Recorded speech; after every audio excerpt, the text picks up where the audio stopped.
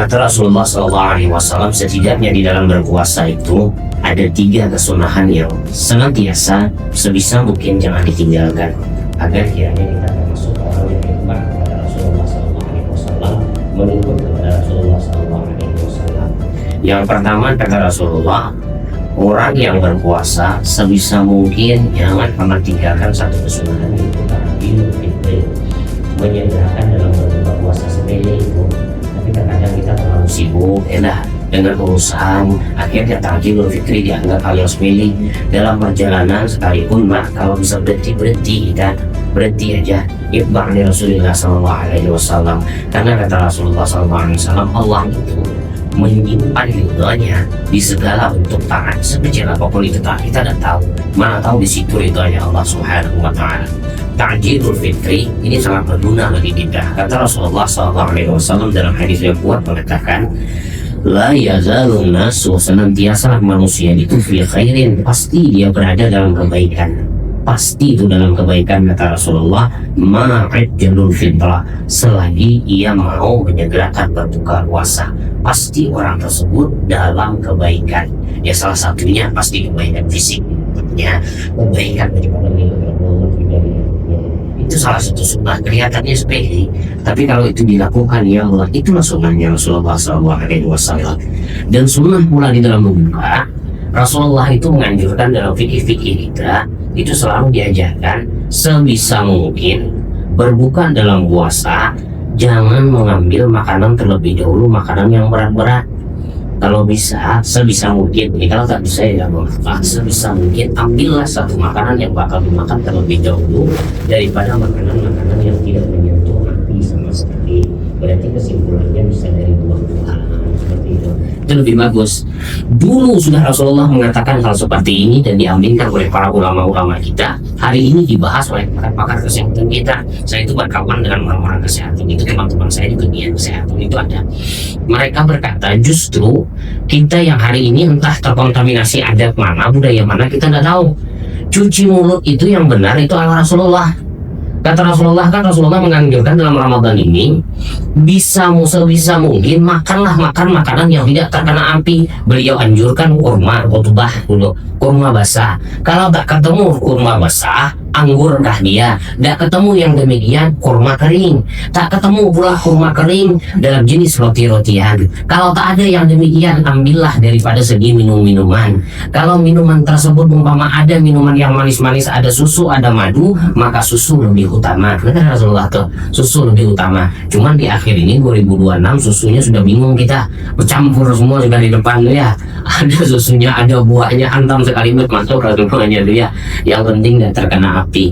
Ternyata hebatnya, kata teman-teman kita dari kedokteran itu mengatakan, kalau pengen pencernaan tuh bagus, justru cuci mulut itu di depan, bukan di belakang. Kita tidak tahu budaya mana yang ajarkan cuci mulut itu di belakang. Saya setiap kali mengikuti acara makan-makan, ngelihat orang itu entah di nikahan entah di mana, makan dulu baru cuci mulut di belakang gitu ya, semangka buah kita di belakang. Kata Rasulullah menganjurkan cuci mulut itu di depan, dengan indikasi beliau mengatakan ambil kurma terlebih dahulu. Kalau tidak ada kurma basah, kurma kering. Kalau tidak ada, cari anggur, buah anggur. Artinya itu di depan sebelum makanan berat. Kata orang kedokteran, kalau seperti ini kita lakukan, insya Allah terhindar daripada penyakit usus, terhindar daripada penyakit lambung. Saya terapi lambung itu 1 tahun namanya Pak, kurang lebih 1 tahun dengan Pak Johannes itu. Cara makannya seperti itu, buah terlebih dahulu baru kita makan. Kita jangan pencernaan bagus itu. Yang kedua, kata Rasulullah, sebisa mungkin makanlah dengan tangan jari jemari kita sendiri, bukan dengan sendok. Jijik ya seperti itu ya dah. Ya lihat-lihat keadaan. Kalau memang yang di samping kita orang-orang yang tidak menyukai hal demikian, terpaksa kita pakai sendok. Tapi sebisa mungkin pakailah tangan sendiri. Lagi-lagi kedokteran mengaminkan, rupa-rupanya kalau sesuatu yang kita makan dengan makanan sendiri, itu pengolahannya cepat di dalam tubuh itu. Cepat dia mengusupnya di dalam tubuh. Kalau mau bukti, saya ingat waktu nyantri, nasi dalam wadah nasi itu yang diambil pakai tangan dengan nasi yang diambil pakai sendok, itu cepat nasinya diambil pakai tangan itu sisanya. Coba tes sudah mencoba. Nasi itu kita ambil pakai tangan, sisanya itu cepat basi itu ketimbang pakai sendok. Rupanya dari telapak tangan kita ada satu enzim yang membuat makanan yang masuk ke dalam tubuh itu lebih cepat pengolahannya, lebih cepat dilunakkan di dalam, itu luar biasanya. Dan lagi Rasulullah mengatakan, kata Rasulullah Sallallahu Alaihi Wasallam, "Idza akala ahadukum," ini sunnah kecil aja, cuma kita sering terlupa ini. "Idza akala ahadukum," apabila salah seorang kalian makan, maka fala tafsah yadahu, jangan dulu dilap tangannya, hatta yul'iqaha au hatta yul'iqaha au yul'iqaha, nah gitu kalimatnya, hatta yul'iqaha au yul'iqaha, sampai pada tiba masanya nanti kita selat-selati dulu, kita kecup dulu, artinya kita jilati makanan kita yang ada tuh. Jijik Ustaz, ya jijik itu punya kita, tangan kita sendiri, punya dah. Sampai Rasulullah kalau tidak bisa tangan sendiri, auyul ya atau minta jilatkan sama orang. Rasulullah bilang kalau tidak dijilat sendiri tak apa-apa, minta jilatkan sama orang.